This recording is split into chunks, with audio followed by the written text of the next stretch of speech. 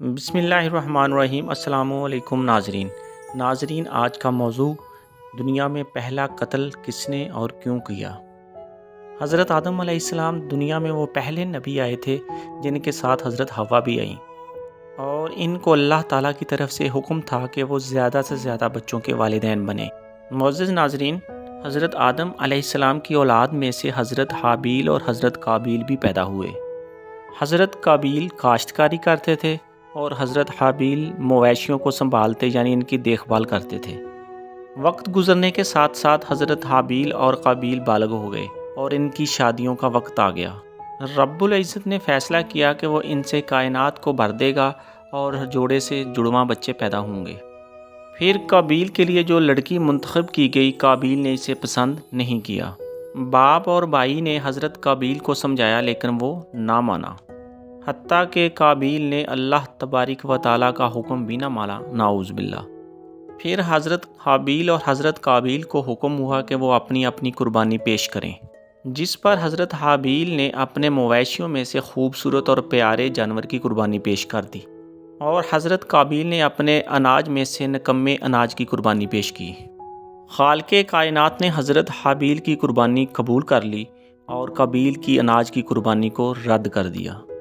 پھر جب قابیل نے دیکھا کہ حابیل کی قربانی قبول ہو گئی ہے اور میری قربانی مسترد ہو گئی ہے، تو وہ غصے میں آ گیا اور آگ بگولا ہو گیا، تو اس نے حضرت حابیل کو قتل کرنے کی دھمکی دے دی۔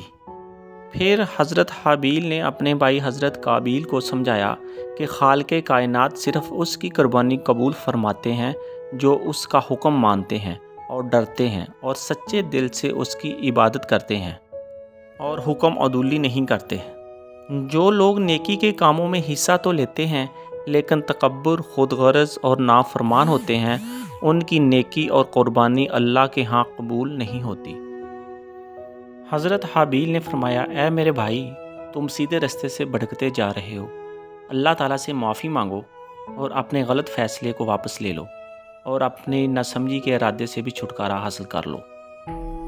اگر تم پھر بھی نہ سمجھے تو میں اپنا تمام معاملہ رب العزت کے سپرد کر دوں گا، وہ بہتر فیصلہ کرنے والا ہے، اور تم اپنے غلط فیصلے کا نتیجہ خود دیکھ لو گے۔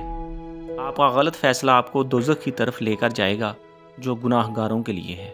لیکن افسوس تر افسوس، حضرت حابیل کے مشورے کا قابیل پر کوئی اثر نہ ہوا۔ پھر کیا ہوا؟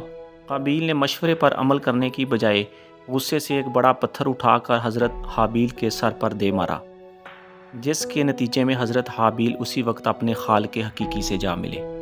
اور یوں یہ کسی انسان کی جانب سے کرۂ ارض پر پہلا قتل تھا اور زمین پر ہونے والا پہلا جرم بھی۔ پھر قابیل لاش کو دفن کرنے کے لیے پریشان ہو گیا۔ پھر رب العزت نے 2 کوے بھیجے تاکہ وہ دکھائے کہ لاش کو کیسے دفن کرنا ہے۔ صحابہ کرام سے روایت ہے کہ ایک کوے نے دوسرے کوے کو مار دیا، اور یہ دونوں کوے بھی بھائی تھے۔ پھر جو کوا زندہ تھا اس نے اپنے پاؤں سے زمین کھودی اور مرے ہوئے کوے کو اس میں رکھ کر اپنے پاؤں سے مٹی ڈال دی۔ تو پھر قابیل نے بھی ایسے ہی کیا اور اپنے بھائی حابیل کو قبر کھود کر مٹی ڈال کر دفن کر دیا، اور یوں دنیا میں تدفین کا یہ طریقہ رائج ہوا۔ اور پھر قابیل نے کہا، ہائے مجھ سے یہ کیا ہو گیا۔ پھر قابیل کو حابیل کو قتل کرنے کی جلد سزا مل گئی۔ اس کی پنڈلی ران کے ساتھ چپک گئی اور اس کا چہرہ سورج کی طرف رہتا تھا اور اس کے گھومنے کے ساتھ ساتھ گھومتا رہتا تھا، اور یوں ظلم اور زیادتی کی سزا اس کو دنیا ہی میں مل رہی تھی۔ ناظرین، آپ کو ایک اہم بات بتاتے چلیں، حضور صلی اللہ علیہ وآلہ وسلم کو جب معراج ہوئی، آپ کی سواری براق تھی جس کی سپیڈ بہت تیز تھی۔ جب آپ براق پر بیٹھے جا رہے تھے، حضرت جبرائیل علیہ السلام بھی آپ کے ساتھ تھے۔ تو حضور صلی اللہ علیہ وآلہ وسلم کیا دیکھتے ہیں کہ ایک چیز بڑی سپیڈ سے آپ کی سواری کے قریب سے گزر گئی۔ حضور اکرم صلی اللہ علیہ وآلہ وسلم نے حضرت جبرائیل علیہ السلام سے پوچھا، یہ کون سی چیز ہے جس کی سپیڈ براق سے بھی زیادہ تیز ہے؟ تو حضرت جبرائیل علیہ السلام نے فرمایا، اے اللہ کے نبی صلی اللہ علیہ وآلہ وسلم، یہ مظلوم کی بد دعا تھی۔ اس بد دعا اور عرش کے درمیان کوئی رکاوٹ نہیں، یہ اللہ تبارک و تعالیٰ تک ڈائریکٹ پہنچتی ہے۔ تو دوستو، ظلم اور زیادتی سے بچنا چاہیے، اور مظلوم کی بد دعا سے بھی، کیونکہ اللہ اور مظلوم کی بد دعا کے درمیان کوئی رکاوٹ نہیں ہے۔ ناظرین، آپ کی سماعتوں کا بہت شکریہ۔ خدا حافظ۔